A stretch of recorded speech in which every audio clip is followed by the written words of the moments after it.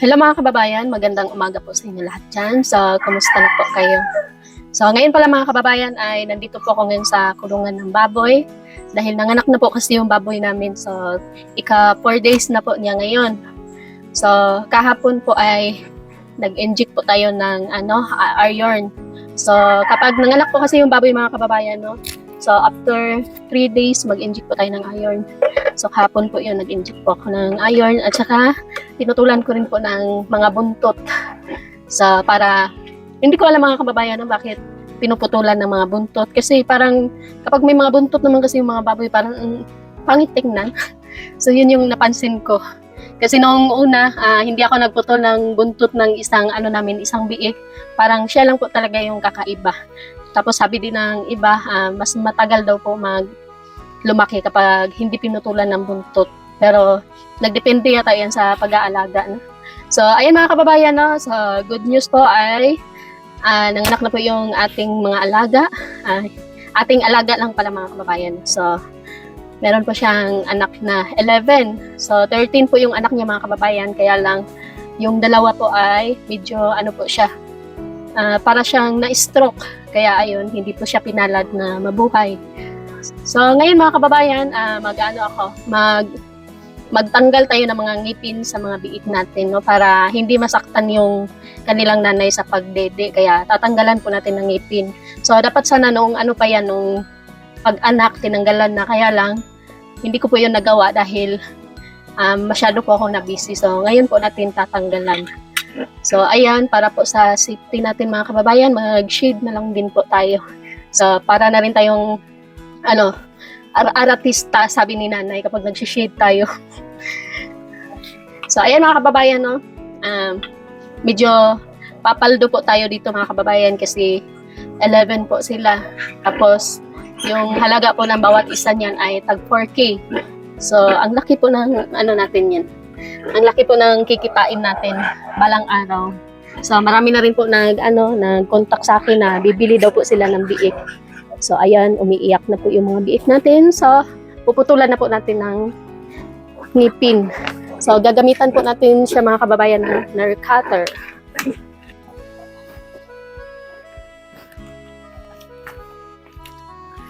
So, ayan mga kababayan, no? Mag-start na po tayo. So, gagamit tayo ng shade. Baka tumalsik po yung ngipin ng biik. Baka mapunta po sa ating sa ating mga mata. Parang hindi ko makikita yung ngipin mga kababayan, no? Kasi madilim. Hindi kasi ako nasanay mag-shade. So, ito po yung first nating client. Huwag ka maingay din.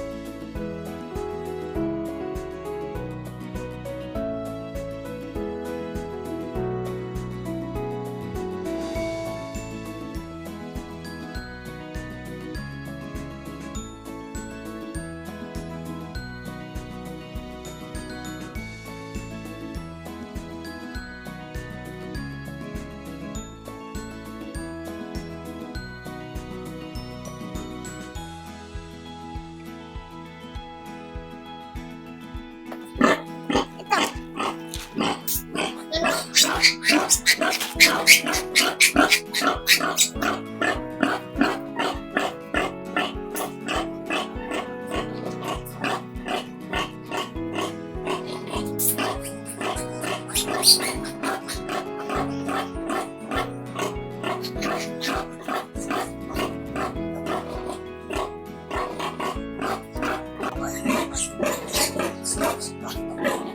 mo ako ba?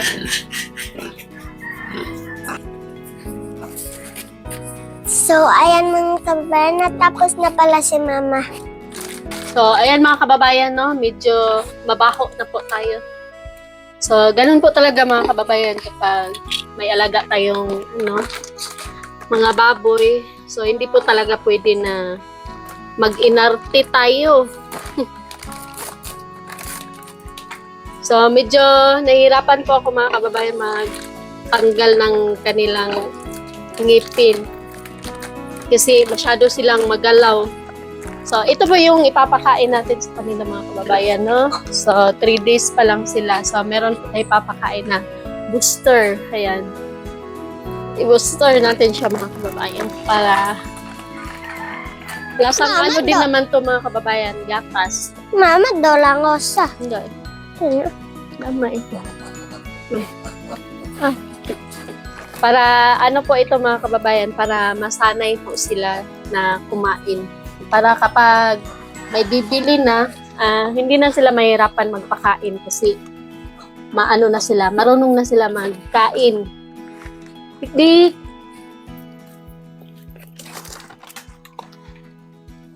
Sige na, tama na. Kano paraan eh. So, mamaya kapag dumede po sila, lalagyan din po natin yung dede ng baboy para po makaano siya. Para po makakain nila, malasahan nila, matikman, tapos kakainin na po nila yung nandito sa kilid. So, ayan. Medyo mabaho na po tayo. Mag-ano muna tayo mga kababayan na maligo tayo pagkatapos nito kapag matanggal na po yung ating pagod.